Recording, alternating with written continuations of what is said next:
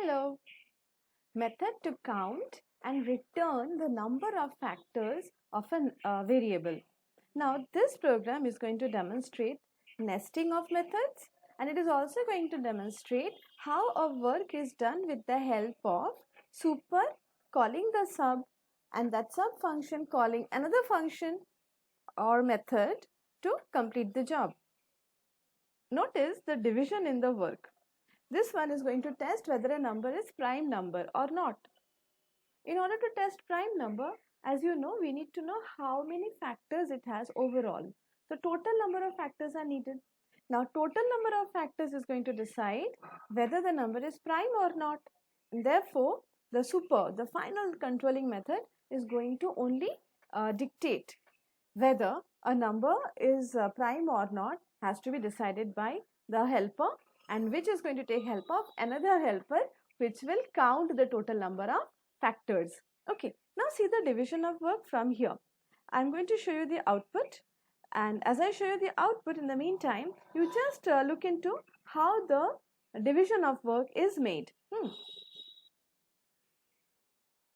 Yes, the output is presented before you. To get the output, all you have to do is right click on the class, then create a new object. On the object, you go and right click on the main, because the object is getting executed through the main. That is the process. Okay. Now, what is happening? In main, enter a number, output statement, and the number that I have entered is 32. That 32 has gone in this n, which is getting the method fn is prime activated. This fn is prime is taking n in its method data, which is dn. So dn is a local data of fn is prime. There, in order to know how many factors the argument dn has, fn is prime is calling fn count factors. So count factors task is to count the total number of factors and return. That return is being fetched here in P. That is being compared with 2. If that is 2, then it is printing dn is prime. Otherwise, if it is not 2, it's supposed to become more than 2, because every number has a minimum of 2 factors.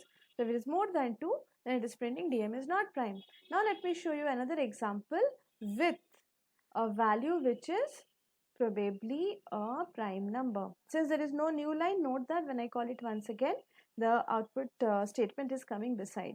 So let me enter 31 this time. If I enter 31, see what's coming. The output coming is, this is going there, count factor is going there, and it is printing based on the value in P. Okay? And there is a minor change this time once again. Just look at the output.